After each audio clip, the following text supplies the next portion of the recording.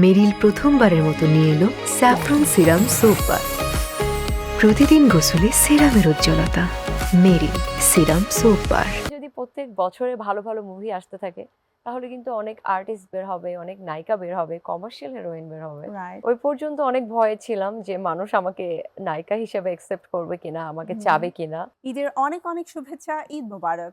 আমন্ত্রণ জানাচ্ছি বাংলা টিভির 7 দিনের বিশেষ আয়োজন মেরিল সিরাম সোপার নিবেদিত তারার ঈদের আজকের এপিসোডে। আমি শান্তা জাহান রয়েছে এবং ডেফিনেটলি আমার সাথে একজন ঝলমলে তারকা রয়েছে, যার প্রেজেন্স আমরা সবসময় অনেক বেশি আনন্দের সাথে উপভোগ করি এবং এই ঈদটা তার জন্য খুবই স্পেশাল। আর বিশেষ করে তার যারা ফ্যান ফলোয়ার্স রয়েছেন তাদের কথা বলবো।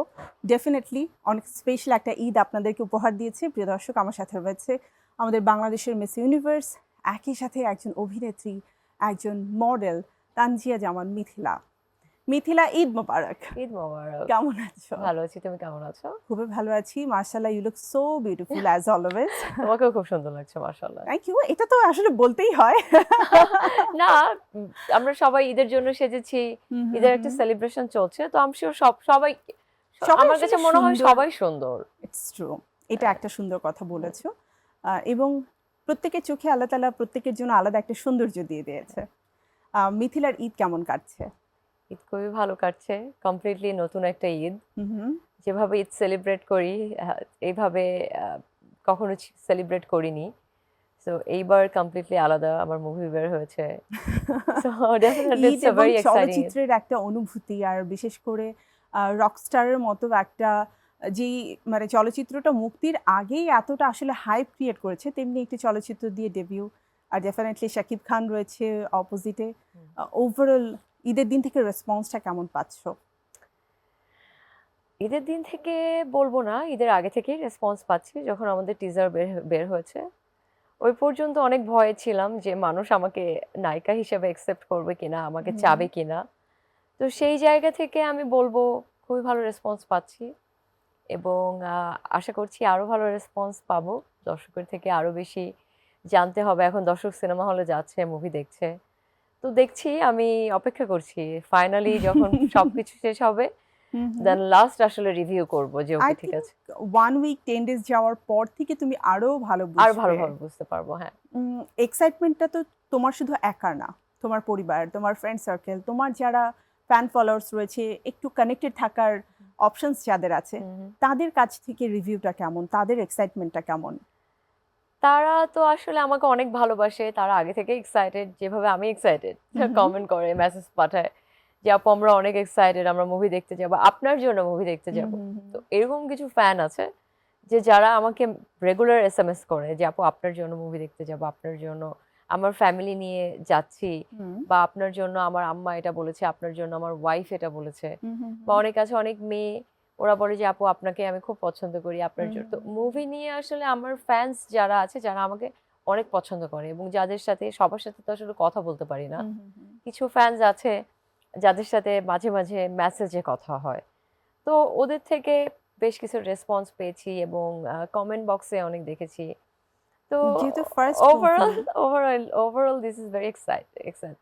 যেহেতু ফার্স্ট একটু যাই, আবার একটু ইয়া করে ফাম্বল করছি। ওকে।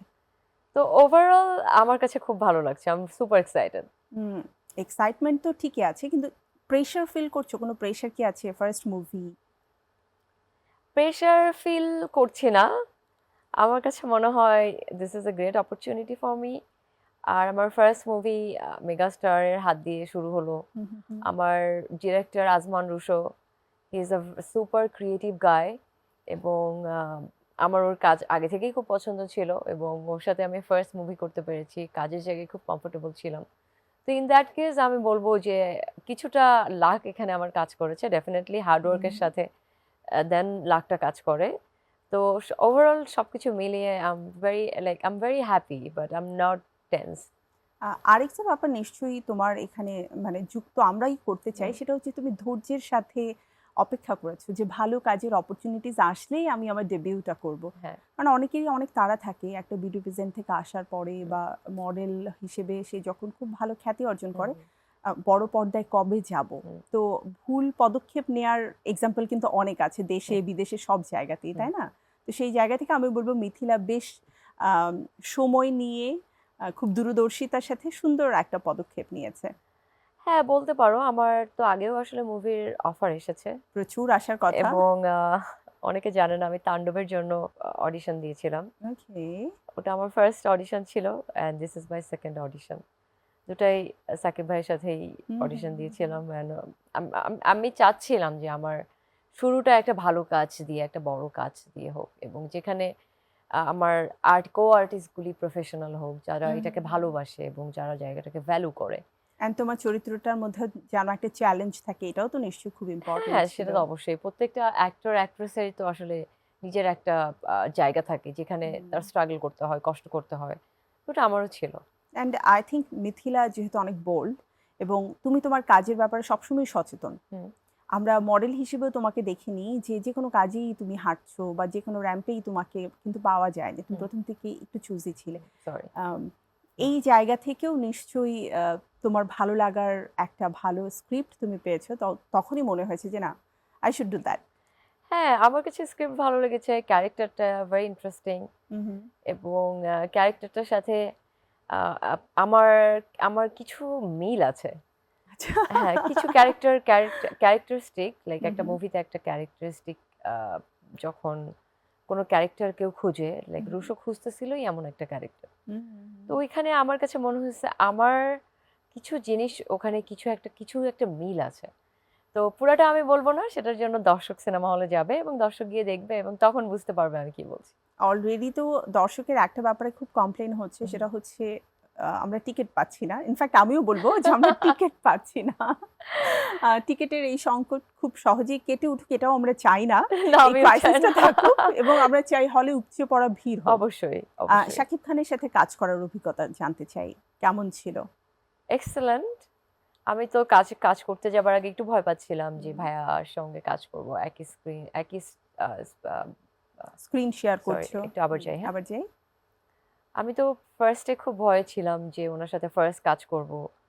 উনি বিকজ উনি খুব ভালো অ্যাক্টিং করে এবং হুম, হুম, হুম। এত বড় স্টার এবং ডেফিনিটলি ওনার সাথে একটা আমার ফার্স্ট কাজ বাংলাদেশে ফার্স্ট ডেবিউ এবং ওনার সাথেই আমার কাজ এবং ফার্স্ট সিনই হুম, ওনার হুম, সাথে। হুম, হুম, হুম। তো ওরকম একটা জায়গা থেকে মানে একটু ভয়ে ছিলাম যে ভয়টা ওটা ছিল না যে ওনাকে দেখে, ভয়টা এটা ছিল যে ওনার সামনে আমি জিনিসটা যেন ঠিকঠাকভাবে ডেলিভারি দিতে পারি।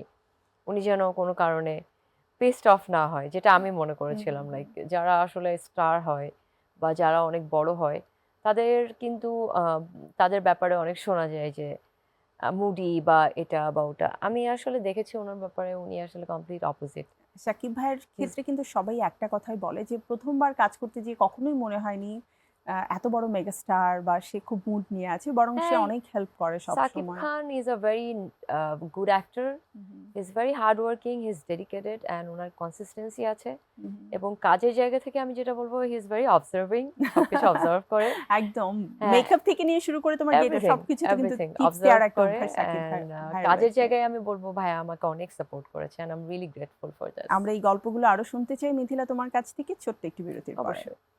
প্রিয় দর্শক, রয়েছেন আমাদের সাথে বাংলা টিভির পর্দায় ঈদ উপলক্ষে আমাদের বিশেষ আয়োজন মেরিল সিরাম সোপবার নিবেদিত তারার ঈদে। ছোট্ট বিরতির পরে আমি ফিরে আসছি, চোখ রাখুন বাংলা টিভিতেই। মেরিল প্রথমবারের মতো নিয়ে এলো স্যাফরন সিরাম সোপ বার।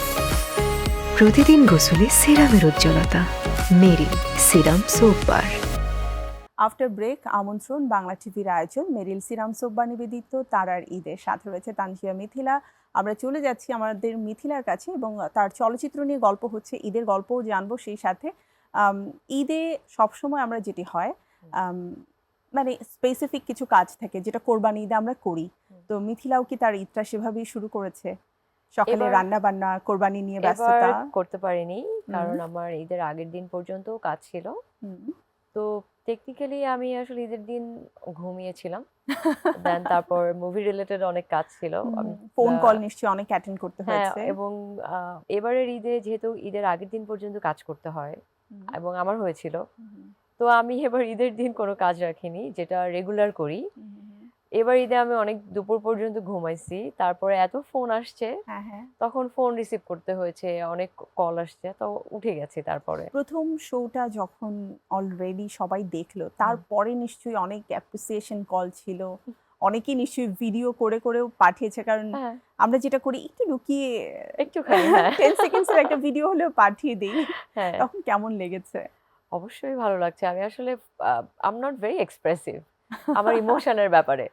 যে দুঃখ পেলে, কষ্ট পেলে খুব অনেক ইন্টেন্স হলে দেন তখন আমি আসলে পুরাটা বলতে পারি। আমার ভিতরে অনেক হ্যাপি কিন্তু আমি পুরাটা বলতে পারতেছি না। But I M really excited. এটা তোমার হাসি দেখেও বোঝা যাচ্ছে যে এক্সাইটমেন্ট এন্ড ভালো লাগা সবকিছু কতটা কাজ অবশ্যই, করছে। অবশ্যই সবসময়। মিথিলা, সাকিব ভাইয়ের ব্যাপারে একটা ব্যাপার মানে সবসময় বলতো যে সে শুধু ইন্ডিয়ার মানে নায়িকাদেরকে নিয়ে কাজ হুম। করে, আমাদের দেশের মেয়েদেরকে কেন নিচ্ছে না, বাট রকস্টারে কিন্তু টোটালি ডিফারেন্ট হয়ে গেল, তাই না?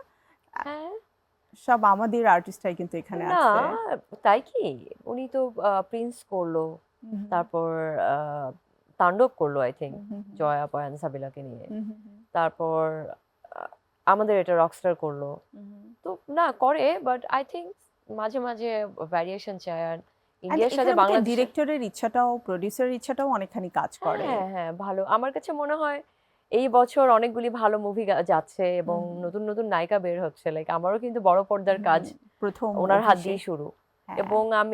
এবং আমি দেখেছি যে আরো কিছু আ মুভি বের হয়েছে যেখানে নতুন আর্টিস্ট এসেছে, নতুন হুম, হুম, নায়িকা হুম, এসেছে। হুম, তো এভাবে যদি প্রত্যেক বছরে ভালো, ভালো মুভি আসতে থাকে তাহলে কিন্তু অনেক আর্টিস্ট বের হবে, অনেক নায়িকা বের হবে, কমার্শিয়াল হিরোইন বের হবে। রাইট। তো সেই ক্ষেত্রে আমার কাছে মনে হয় না তখন আর উনার অন্য কোনো দেশে যাওয়া লাগবে। আর শুধুমাত্র ঈদ নয়, আমরা চাই আসলে সারা বছর জুড়েই আমাদের ভালো হ্যাঁ, ছবিগুলো সেটাই মুক্তি বললাম। পাক। লাইক এভরি ইয়ারে যদি ভালো, ভালো মুভি বের হয়। রকস্টার, মালিক, এছাড়াও আরো বেশ কিছু মুভি বনলতা রয়েছে। সেন, হ্যাঁ, দেন তছনছ আছে, হ্যাঁ, রোদ, রোহিত, রোহিত রাইট। হ্যাঁ। এবং তোমরা সমসাময়িক যারা কাজ করছো তাদের পাশাপাশি অলরেডি যারা পরীক্ষিত হুম। চিত্রনায়ক, চিত্রনায়িকা তাদের অনেক, অনেক মুভি আসছে। হ্যাঁ, হ্যাঁ।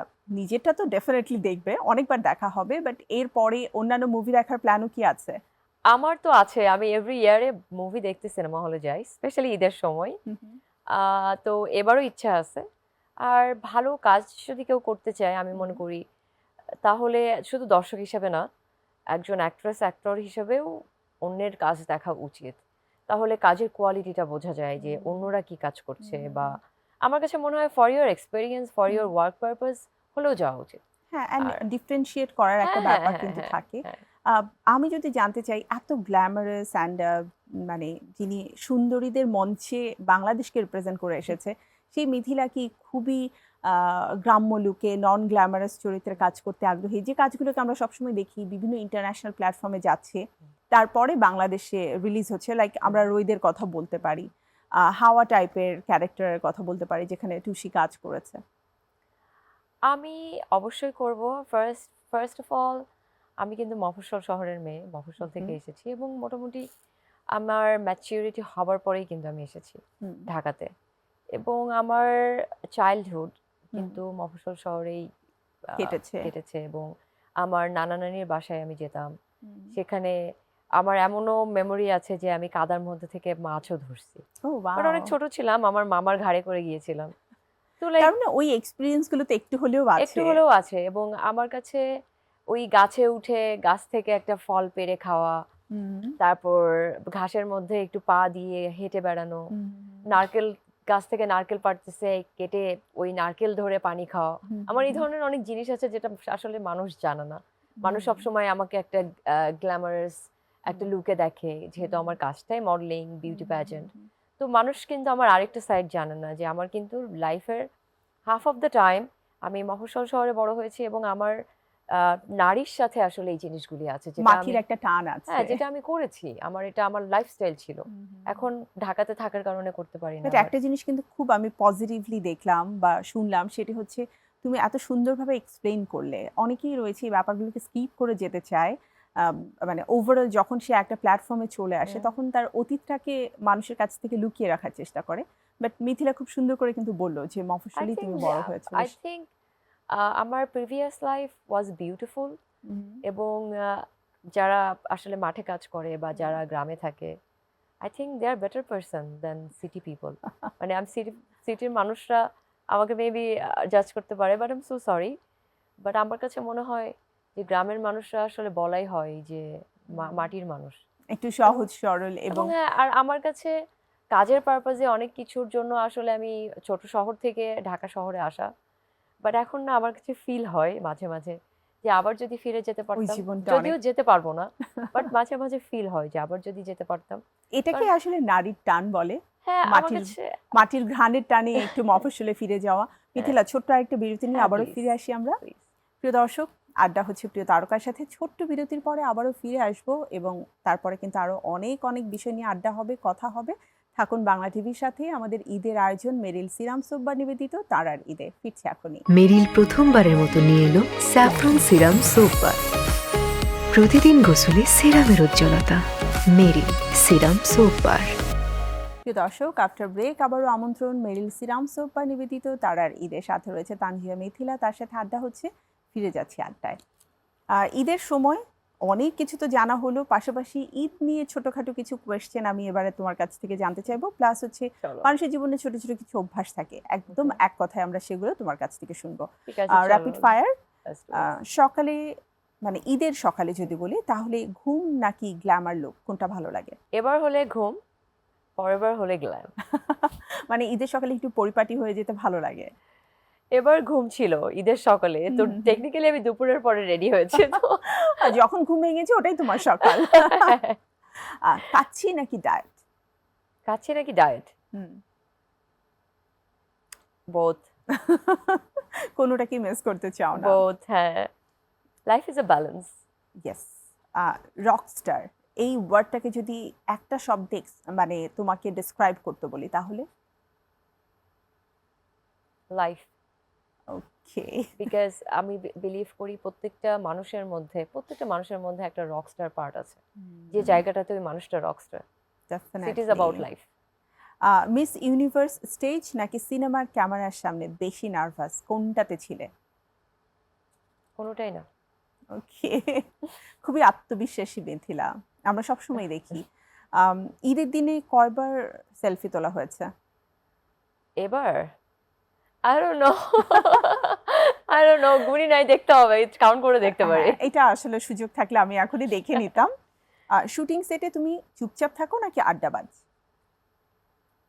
কাজে আমি আড্ডাবাজি না, কাজ করতে গেলে আমি ভেরি সিরিয়াস পারসন। সিরিয়াস না, আই থিঙ্ক আমরা যখন খেলেছি একসাথে ক্রিকেট একই টিমে, আমি দেখেছি তুমি খুবই সিরিয়াস। মানে এরপরে কে বল করবে, এরপরে কে ব্যাট করবে। আমি জানি এটা না আমার ভিতরে, কোনো কাজ করতে গেলে আমি ভেরি ডিসিপ্লিন, লাইক আমার সবকিছু গোছানো এন্ড থাকতে অন হবে। টাইমে ছিলে। হ্যাঁ হ্যাঁ, অন টাইমে যেতে হবে, কাজটা ঠিক করে বুঝে নিতে হবে, শেষ পর্যন্ত কাজটাকে ঠিক করে ডেলিভারি দিয়ে আসতে হবে, এটা আমার না ভিতরে। এটা আসলে খুবই, আমি বলবো প্রত্যেকটা মানুষের জীবনে থাকাটা খুব দরকার, তাহলে কাজটা সুন্দর হয়, সে যাই করুক না কেন। কাজের পরে আড্ডা, ঠিক আছে। শাকিব খানের সাথে প্রথম শটের সময় কি খুব টেনশনে ছিলে? টেনশনে ছিলাম সেটে ঢোকার আগ পর্যন্ত। সেটে ঢোকার পরে যখন দেখেছি উনি ভীষণ সাপোর্টিভ, তারপরে টেনশন ছিল না। মাথা থেকে টেনশনটা দূর হয়ে গেছে। ঈদের শপিং কি মার্কেটে ঘুরে নাকি অনলাইন?